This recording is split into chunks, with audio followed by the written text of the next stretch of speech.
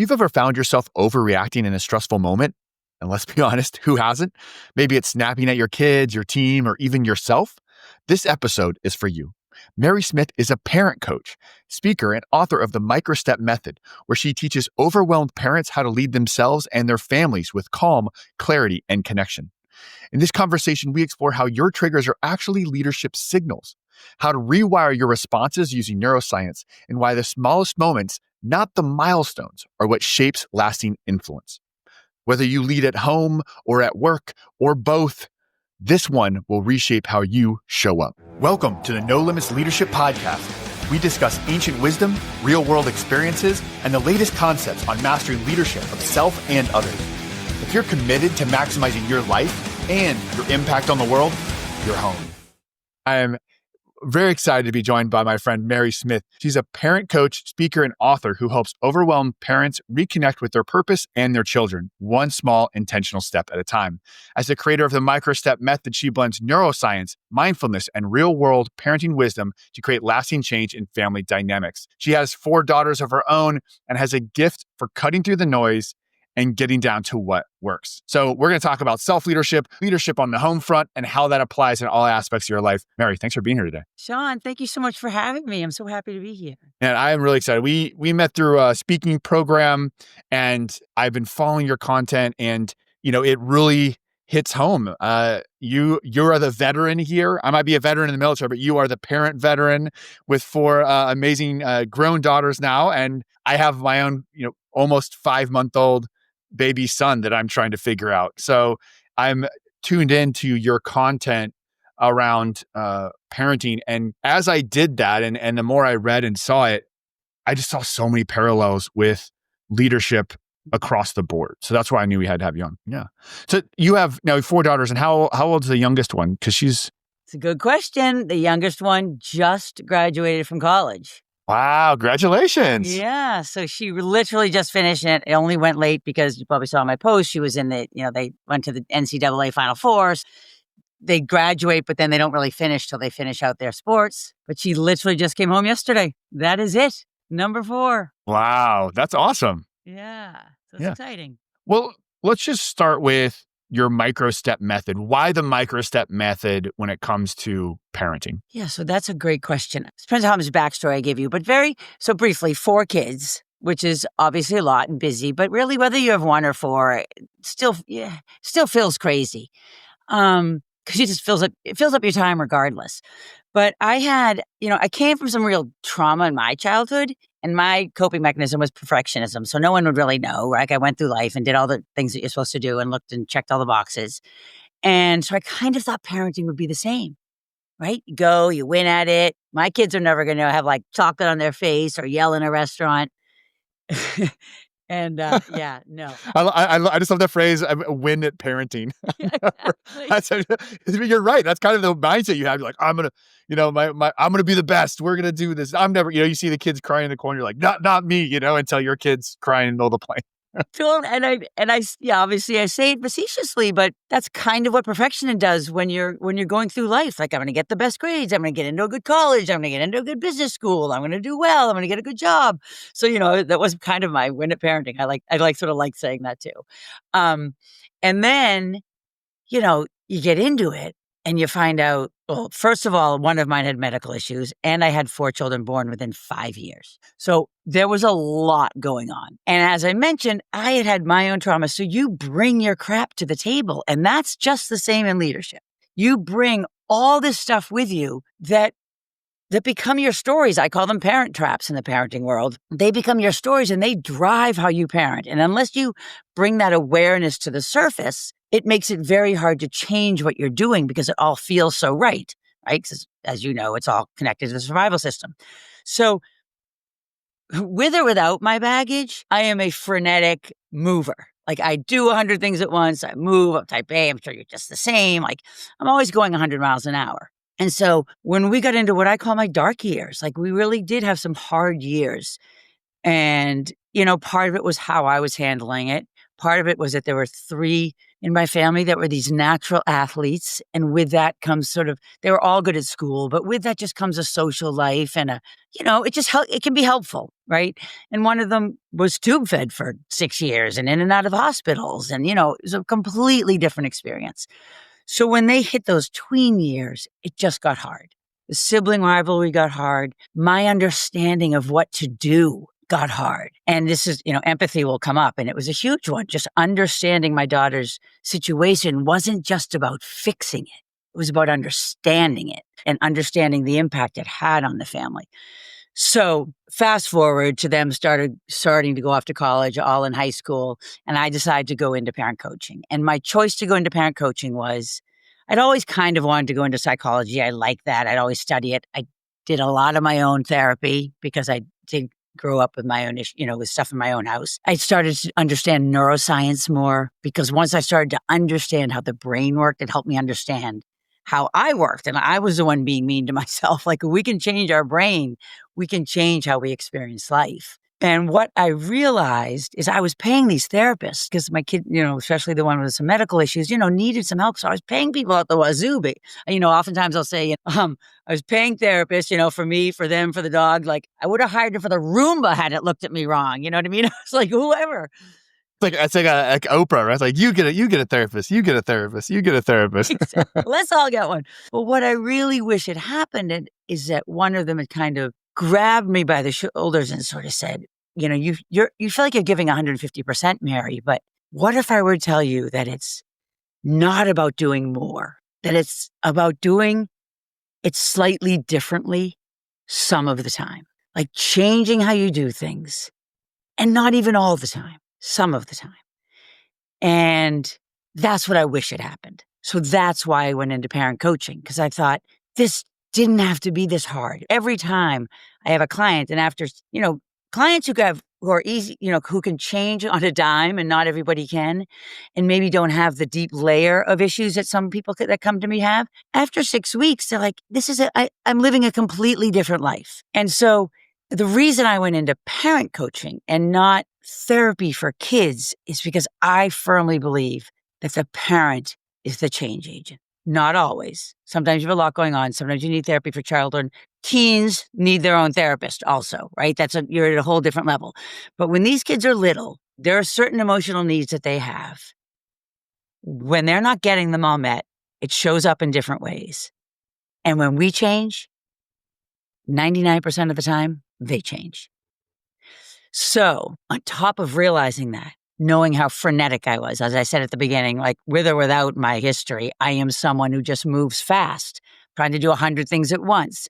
I probably have ADHD. I like for the last minute to happen so that my brain kicks in. So I started writing these things where I'd lay out something that happened to people, and then I wanted to simplify the brain science because the brain science helped me so much. I wanted to simplify it for parents. So then I would simplify the brain science of what was happening in that moment, suggest how we could respond slightly differently, and explain why that would build connection and resilience in children. And I called that a microstep moment, because in that moment, you have the opportunity to deepen your bond in so many moments. We have millions of these opportunities every single day, and you don't have to get them all right, but to deepen your bond and to build resilience, which is effectively my way of saying mental health. Because my real passion, I do come from anxiety, depression, there's suicide in my family. Like there's also, brilliant lawyers. Like it's sort of got everything. But resilience and mental health is my passion because we're seeing it more and more with kids. So I built these moments and I started sending them out as emails. And then someone said to me,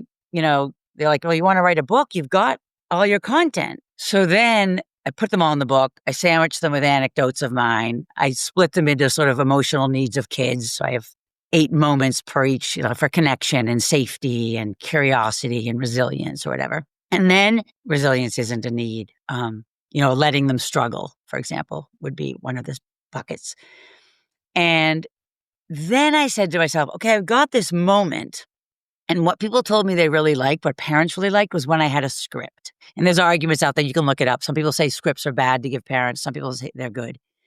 I used to poo-poo them because I'm like, what are you talking about? I can talk to anybody. I'm normal. I'm bright. Why would I need a script? But when we're lit up when our brain is in fight or flight and we're trying to parent, our thinking brain's offline. We're not reaching for the right words because we can't access them. So then I decided always to have a script. So in the micro moments, I'll have a script. So the micro step is actually the parent, what I give the parent to do in that moment. That's the micro step. And then the micro moment is what is actually happening that helps sculpt your kid's brain for connection and resilience and a long and happy life. That's a very long explanation, but that's how I see it. I love that. So, and I want to get into those. You brought up a good point there about our brains being in, fight or flight, like fight, flight, or freeze, basically, these three responses when we're elevated from a stress response of some kind. So, well, those things, and I want to talk about when those things happen, having scripts, because I believe in that in leadership too. But what can we do to sort of insulate ourselves to provide more self-awareness and, more resilience for ourselves so that in these high stress moments, whether it's parenting, whether it's leading ourselves, whether it's, the jerk on the road that can't drive right because everybody else is a horrible drivers and we're amazing or whatever, like that to me, that is really a master skill of self-leadership. How do you view that and how do you train that? Yeah. Well, first, I'm so glad we're both the best drivers on the road. And Obviously, everyone else sucks so much. a little bit closer. So that, if we could solve that, we would both be millionaires already. But awareness. And if you don't have the awareness, so one is awareness. And so for me, let me answer it first. With parents, what I do is I try to identify what I then coin their parent trap, which is really the story that is driving what's coming out of their mouth when their children are doing things that bother them. And I'll use an example and I'm remembering your question is, what should we do to insulate ourselves so that we can lead? An example would be, here's a great one. My child needs to respect me. They need to learn to listen to me and do what I say. That can come from a story that we tell ourselves. And that story is, and this doesn't happen to be my trap. Mine's much more around worthy. Like, I will be worthy when I'm perfect. That's sort of a lot of my story is, which is probably like yours. But we all have two or three of them. But the respect one is, why does no one ever listen to me? How come no one ever does what I say? So that story is your story. That's in your brain. So when your third grader looks at you and rolls her eyes, that parent, the story is, why does no one ever respect me? And what comes out of the parent's mouth is, you go to your room. Don't you dare look at me like that and come back down when you can be a good kid. Whereas if she didn't have that story, or if it was some other child rolling their eyes because they dropped their ice cream and she felt compassion for them because she wasn't triggered. Because when we're triggered, the story dives into our implicit memory and out comes the amygdala and they pull out all these old memories. And now we're operating in a survival loop. If she took a deep breath, realized the child rolled her eyes because, whatever had happened, she might be able to say, yeah, you didn't like what I said, did you? Can we talk about what's going on? Doesn't mean I'm going to excuse the eye rolling. If I don't want eye rolling, we can do that at a different time. But it doesn't look like a disconnecting moment of me sending to her room and telling her that I'll talk to her when she's a good kid. So the story is driving it. So in leadership, so many of these stories, are you following me so far? Mm-hmm. So many of these stories, as you know, and I just want to add something really quickly. You said there's fight, flight, or freeze. There is a fourth one, which probably exists in leadership to a certain degree, but definitely exists in parenting, which is fawn, they call it. And fawning is, I need to fix this. I need to take care of this. So when we're triggered that it's uncomfortable that my child may not get into the honors class in 8th grade, we call a tutor immediately and we look at the kid and like they say, you got a B? That's ridiculous. You're going to a tutor, because we have to overprotect. So much of it comes from our survival system, which, as you know, is rooted in fear, right? When do we have to do things to protect ourselves?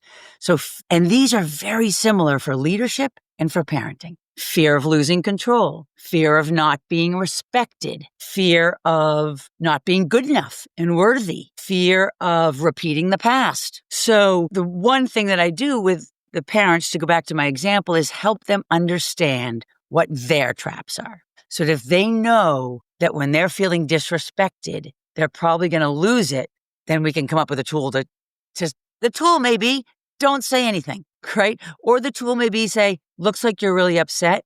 I'm going to give myself an hour and then we'll talk about this later, right?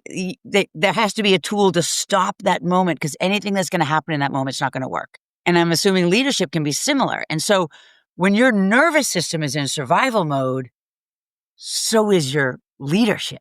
So is your parenting. So go ahead. I was going to say, I don't see a difference between parenting and leading. Like, I think parenting is just the purest expression of leadership. And so these exact same scenarios that are playing out with the 3-year-old are the exact same scenarios that play with the 23-year-old, or the 35-year-old. The triggers may be different, the behaviors might be different, but all of the tools in the situations to me sound, it's the same parallel. I mean, to me, leadership is leading yourself, leading your family, leading your organization. It's these same things. And I guarantee you, if people are hearing this and their parents, if this is happening with their 3-year-old because they don't feel worthy or they don't feel respected, you can't tell me, but at work, they're handling it perfectly, right? Like at work, when Tom says something, gives her an eye roll, then it's fine, right? It's like it shows up everywhere. So in some ways, it's almost a magnifying glass on your own self-leadership and your own leadership ability is these parenting moments. And in some ways, I think the way you're describing it is it makes it clearer because it is this magnifying glass. You're right. I love that. It's a magnifying glass into you, because also you might still be triggered at work by it, but the love you have for that child trumps everything. So when you're nervous that the child's not going to succeed, or that the child might not love you, like he's just told you he hates you, right? Someone says that at work, you're like, that doesn't feel good, and you might react. Really deep down worried that you might not be loved by your child. The mama bear or the papa bear comes out, right, with full claws. But I love the idea of it being a magnifying glass, because it really is. And to what you're saying, calm isn't a personality trait. Like leadership isn't a personality trait. It's a trained response. Now you may be gifted with leadership traits. I believe some of you could be gifted with something. Mine might be a loud voice. That's all I got.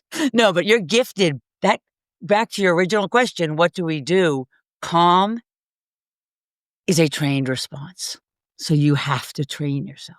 And I love the fact that you're giving us this tool of this parent trap or this trigger. So when you build the awareness that whether you're at home with your kids or with your partner or at work, we all know when those responses hit. We all know when that is, you mentioned, right? Like that reptilian, just like brain is coming out, or that fear is, when we know when fear is driving us, versus calm. I even like the juxtaposition of fear and scarcity and love and abundance, right? Where are we coming from, right? When we're confident and we're calm in the situation, there's no need for this. Like, we don't feel that same, that very like primitive drive to this emotional response.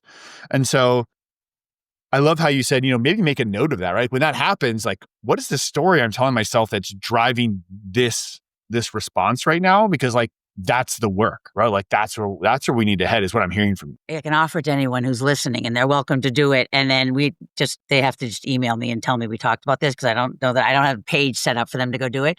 But I have a questionnaire they can do, and it'll give them their top 2 or 3 stories. Like whether it's, I have to be perfect, or unrelenting standards. It's never good enough. Because if you're doing that to yourself, you're doing it to other people. Yeah, we will definitely put a link for that in the show notes, because that is a powerful self-leadership tool. That self-awareness, it all drives from that self-awareness. So great. We'll make it, in fact, so everyone, there's a link for it. Exactly. And then you go in, it'll take you 20 minutes or 25 minutes, and then I'll send you the results. It's very easy. But I was going to say, first of all, you're gifted. You already have the authority. When you're the leader in the room, and that's what I say to parents all the time, you don't need to prove your authority. It's been gifted to you. And it's the same with a leader at work, right? Whether it's your company or you've been promoted and you have 3 people, that leadership has been handed to you. So you don't have to prove you're the leader. You just really need to figure out what you want to get out of that leadership. Like, you don't have to prove you're number 1. Do you agree with that? Does that make sense? No, 100%. I think that you're already like if you're already structurally in that position, then you're already therein. But usually when you are responding emotionally or overreacting or being triggered by something, that's from your own insecurity. That's not from something external, right? Like no one's making you feel that way. And so that's the time to really think about why is that happening? Because, it's funny, and maybe this is going to be too far, but I always go back to, do you remember the dog whisperer? Yeah. Like Caesar Milan, right? And this is something that I noticed when you talk about the difference between parenting, leader, all that stuff, military business. I learned so much in my 20s as a young platoon leader. Raising a dog. Yeah. Because what he talked about was like, dogs follow calm assertiveness. And it's like, I noticed that with 23-year-old soldiers when I was a lieutenant, and the same, and not even just like soldiers, like human beings. I think naturally, that's why I think this leadership concept is so primitive, right? I mean, it is like in our genetic code. I mean, we're tribal creatures. We developed in tribes, and we developed in family units, right? With leaders, like if you're freaking out and you're angry and you're throwing chairs, like is anyone like, oh, that's the guy I'm going to follow, or that's the mom I'm going to follow? Like, I'm right behind him. Sounds great. Whatever they need. No, right? Or if you're frozen in fear or you're indecisive. But if you're calm, because you mentioned calm being that superpower, calm but assertive, it's like, man, just watch it work with a, basset hound, and it's also going to work with your 3-year-old. And it's also going to work with your 35-year-old director. It's just like this calm, assertive personality. Yeah, and just out of curiosity, because I was thinking this through, right? Because what then the next level after the calm is what happens. And with the dog, presumably they go shrink in the corner. I guess they might start biting. They might become aggressive, but so they're either going to become aggressive or they're going to shrink. But with a child, it's going to look like they push back, not necessarily because they disagree, but because they want a little bit of control in their life, or they didn't feel included, or they might get sarcastic or defensive. In the workforce, they'll nod in compliance, but maybe never speak up, or they'll avoid risk, right? But what happens in the military, I'd just be interested, right? Because, the military, we all look up to the leadership that's built and learned there. Like, clearly you do a lot right, but how do they push back? So, yeah. So, you get some sarcastic comments, but you also get very much like I assume you get what you would get in business or maybe in your families is you get just enough, right? I mean, I think that's the difference, right? Like if you're just managing or they don't respect you, but you're in a position of authority, like they might do the bare minimum, exactly what you said, but they're not going above and beyond. They're not really truly invested in what's going to happen. And there's been a few, I'm going to, date myself with my military reference, but I remember like when Band of Brothers and other things like that came out, and you had very clear examples that I think were pretty accurate in terms of the overbearing commander, right? Who was just like cracking the whip and angry and doing stuff. And the reality is like, they may do just enough of what he says, but that is not really leadership. Like they didn't respect him. They didn't willingly follow him. And the same thing happens. Right. The piece to add to that, because you said they're not respecting, they're not following, but they aren't reaching their potential, I'm also hearing. Oh, 100%. Yeah. And the unit falters. Oh, everyone's going through the motions, right? And you see this in business all the time. Everyone's going through the motions, but no one's engaged, right? So employee engagement's down. Same thing, soldier engagement's down. They're not fully invested. And you don't have that cohesion of a leader, of people actually wanting to follow you. I mean, you're not actually leading. Like just because you're in a commander's role, or just because you're the director, or just because you're the parent. There's a lot of people, biological parents, but they're not leading. They don't, their child or their family unit's not looking up to them as a leader. So leader is less about position, and it's about being a person that other people want to follow. And it's funny that you say that, because I had to, even recently, I did it again. I kind of looked up cooperation, because we say that a lot. We say when children feel connected, they want to cooperate. And the bottom line is, and I am sure this is the same, although people are older when you're doing leadership in jobs and companies. So, they're a little more stuck in some of their ways, but nobody wants to be a jerk. Nobody wants to not do well, right? I think you have to believe that people want to do well, and 100% with kids, especially under 14, they even, I mean, even teenagers too, but I'm just saying that you can then become a little bit more manipulative. But everyone wants to do well. And what cooperation is exactly that, is when you feel heard and seen and respected, your brain calms. You then are in the better part of your brain, and that brain wants to do well, wants to support you, and wants to do the right thing. So you've created a scenario now where they're pushing themselves to do the right thing, not because they have to, but because it's neurological. They want to, because of the connection you talk about. So as a parent, what does it look like when you do the right things to establish that? I'm going to give you a really simple example. Because obviously there's a million different things, but a really simple one. So many people come to me and will say, my kid won't listen to me. And I say, yeah, well, that's the culture. We live in look what they're doing all day. Nobody listens to the parents. Nobody listens to authority. But aside from that, they say they don't listen. And then I'm thinking of one client in particular. And then she says, she won't do this when I ask her. She won't do that. And she won't do the other. And so then we talked about how she was saying it. We talked about the fact that she was really frustrated with this child, had the perfect older brother. So that kid was easy. So he was without even her meaning to, he was getting kind of the good vibes. And the girl was getting the, really, do you have to be such a pain in the neck vibes? Even if you don't mean to be doing it. We ooze it and they feel everything. You've probably heard my joke where I swore, just so you know, kids absorb everything. My 4-year-old swore. It's on my reel. My 4-year-old swore in front of someone, right? A bad word, the F-bomb she dropped. And because they're absorbing everything that we say, they get us on such a cellular level. The F-bomb was not cellular, but, so all I did with her is what I think the issue was the child was feeling disconnected.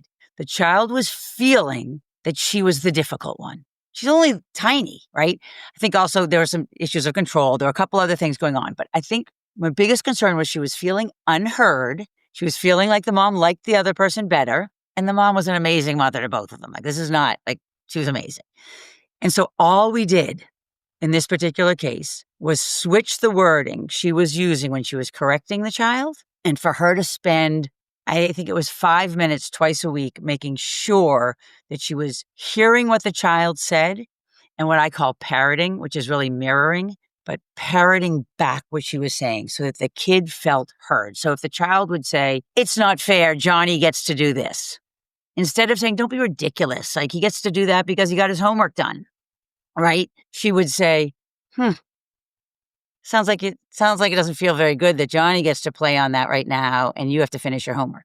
She didn't say you don't have to do your homework. She didn't say you'll never do your homework again, go play the game. She just said, sounds like you're disappointed that he gets to play. Sounds like I could see how that might make you think I like him better. I think we used that sentence even once. I had her use that. By the end of a week and a half, I'm not even kidding, 2 weeks, the child was just responding differently. You would ask her to do something and she would do it.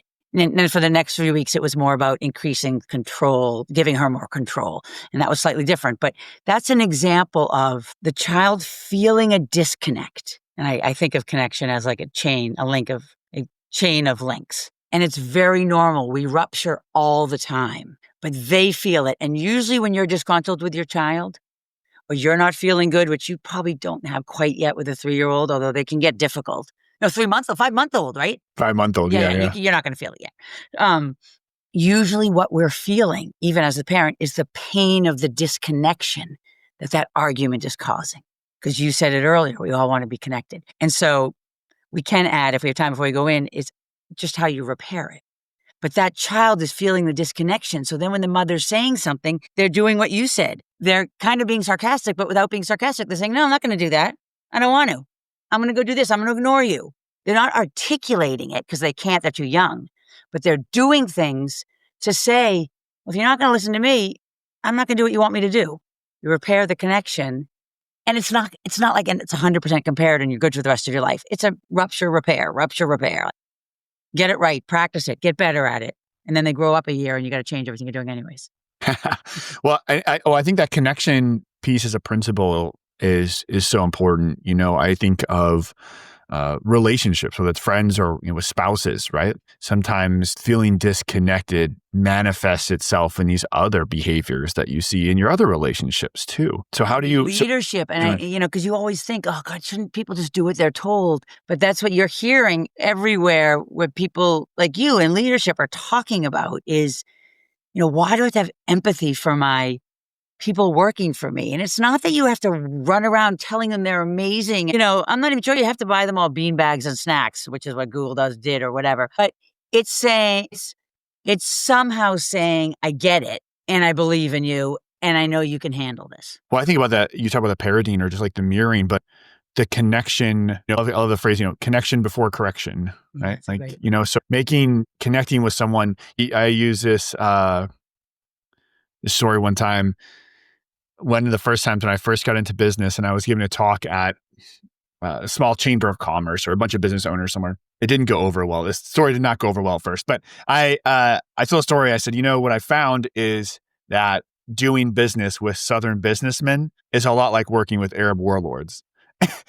I got a bit of I didn't get any laughs. Let me say that. I thought I was going to get some laughs. Did not get that. I got a bunch of stares. I said, oh, let me explain. Because when you go work with that culture, it was always, we never talked business in the first meeting, right? It was always like, they have to get to know you and you get to know their family and they have to build that trust and that connection. Just like down, it's true anywhere, but especially down here in the South, compared to some other places in like the Northeast. I feel like, the Northeast, if you give a good, here's the business plan, it makes sense, we all make money, you can get something done. But in the South, it's like, oh, where do you live? How long have you been here? Oh, who's your dad? What's he do? What church do you go to? Like, interesting, yeah. It's they have to have that level of trust before they move forward, and that's just like the culture. But I think that's just a naturally human thing. And so the same thing with leadership, and it sounds like the same thing with parenting. So I love this principle of like, if something's off with your relationship in any facet of your life, but especially with parenting or with kids, like, is there a problem with my connection and how do I reconnect that? So, you mentioned like, what are some tools if we feel like the connection's lost? So there's one thing that that can work with. It can work with anything. I'm sure it's harder in the business world and it's even hard with parents. Because when I talk to parents about apologizing, some parents just can't imagine you would ever apologize to a child because it shows weakness. So the simple repair, and I want to add this quickly because this is quite interesting, is that people will say to me, well, I yelled at my kid the other day because he did this. And then 2 hours later, he came back and he really apologized and he said he was so sorry. So I know he knows he did the wrong thing. So they're sort of saying to me, I know he knows how to do better, so I'm going to expect him to do better next time. Well, the reality is the child comes back not because they know they were wrong. They've made the story about themselves, so they feel wrong. That's already one thing. But now we're setting them up for the parent traps that we're trying so hard to avoid, because they're making the story about, I am a bad kid. I made my mother yell. That's the story. But they're really coming back because the connection is so critical to them. They need that connection so badly that they are trying to repair. And it's really fascinating because they're the child, whereas it's our job as the adult to hang on to that connection. So the repair it doesn't look like, okay, come home from work, I'm tired, my kid won't brush his teeth. So I yelled at her to brush her teeth, told her why couldn't she be like her sister? And then she went to bed with no book. So the next day the kid comes, I'm so sorry, I know I'm supposed to brush my teeth. The repair looks like, hey, Susie, in a quiet moment when you're putting to bed the next night, doesn't have to be right away. I came home, I wanted to apologize about last night. And the apology doesn't look like, you were a bit of a pain in the neck. I don't like when you don't brush your teeth. So I got angry. And that goes back to what you said a minute ago, Sean. You said, when I get angry because something happened, that's me. I own that anger. I can decide whether to be happy it's raining or sad it's raining. That is my choice. It doesn't feel like a choice, but it is our choice. So instead of saying that, we say, I was tired, I'd had a long day, and I yelled at you when you didn't brush your teeth. And I am sorry for yelling at you because I can see how that might make you think that I think you don't care, but I know you care. And then now you've said, you've taken responsibility for your peace. I haven't said we're never going to brush our teeth again, right? They may need help sorting that out. But in that moment, It's all about me saying, I did something and I'm going to work on that. I'm working on my yelling because I don't like when I yell at you. I'm sure that doesn't feel good. So that was my fault. And now you're taking the blame off of that child as opposed to I am a bad kid. I cause bad things to happen. The story is mom was tired. She yells. She's trying to get better at it. And then a different conversation at a later time is, seems like we're having a hard time brushing our teeth at night. What do we need to do? And this is where I say to people like, come for one session. I can tell you exactly. I mean, I can tell you if you want to know, but like we can figure it out. If it's teeth brushing, we can figure it out. You just have to stick to the plan and they'll do it because they want to do the right thing. But so that's what the repair looks like. It takes ownership for your piece in it. Yeah, owning up to your response. And it reminds